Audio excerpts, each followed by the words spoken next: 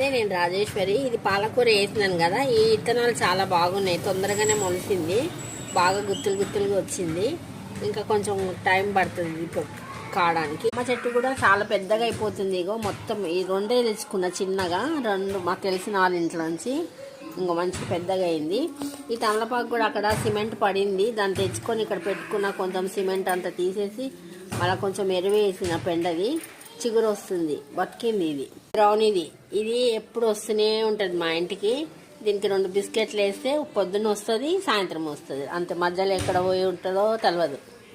పురుగు ఉంది, దానికి చేతి కవర్ వేసుకొని తీసేయాలి. దానికి నాటు చెట్టు అయితే చాలా పెద్దగా అవుతున్నాయి, కాయలు అవుతున్నాయి కానీ సరిగా నిలబడతలేవు. నేను మందు కూడా వేసిన, అది ఎన్పికే కూడా వేస్తున్నా. మళ్ళీ ఫర్టిలైజర్ చేసినప్పుడల్లా వారం వారం వేస్తున్నాను, కానీ కాయ నిలబడతలేదు. అక్కడ 2 కాయలు చూపిస్తున్నా కదా, ఒక కాయ రాలిపోయింది, ఒక కాయ ఉంది అక్కడ. మొన్ననే కనకాంబరాలు తెంపుకున్నా, మళ్ళీ కనకాంబరాలు అయినాయి. దొండ చెట్టు అయింది. ఇక్కడ మునక్కాయ చెట్టు కూడా మంచిగా అయింది.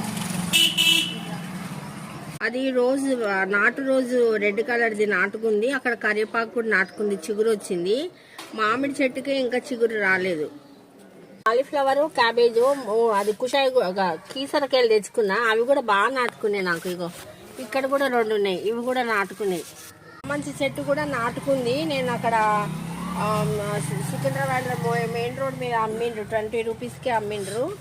అవి కూడా నాటుకున్నాయి. 2 వంకాయలు నాటుకున్నాయి, చామంతి నాటుకుంది. కొన్ని చచ్చిపోయినాయి కానీ కొన్ని నాటుకున్నాయి. రోజులు కూడా బాగా అవుతున్నాయి, ఎందుకంటే నేను మందారం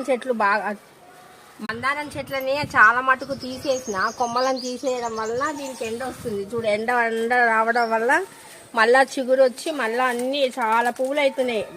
వైట్ రోజులు అయితే ఈ సపోటాకు కూడా చిన్న చిగురు వచ్చింది ముందుకి. ఆ కనకాంబరాలు కూడా నాటుకున్నాయి, వాళ్ళ దగ్గరికి వెళ్ళి తెచ్చుకునే 20 రూపీస్కి. కాకరకాయ పువ్వులు అయినాయి, అయితే ఇక్కడ అన్నీ అయినాయి, పై దాకా అయినాయి.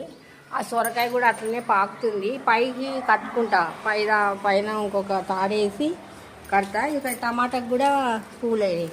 ఈ కొత్తిమీరకి మంచిగానే అయిండే. నేను నిన్న 2 రోజులు నీళ్ళు పోయలే, ఇట్లా అంతా మాడిపోయింది. లేకపోతే బాగానే ఉండేది, మంచిగా ఫ్రెష్గా ఉండే. బీనీస్ కొంచెం పెద్దగా అయినాయి, ఇంకా కొన్ని రోజులు అయినాక నేను తెంపేసుకుంటా, హార్వెస్ట్ చేసుకుంటా. నా వీడియో నచ్చితే లైక్ చేయండి, షేర్ చేయండి, సబ్స్క్రైబ్ కూడా చేసుకోండి. ఓం శ్రీ మాత్రే నమః.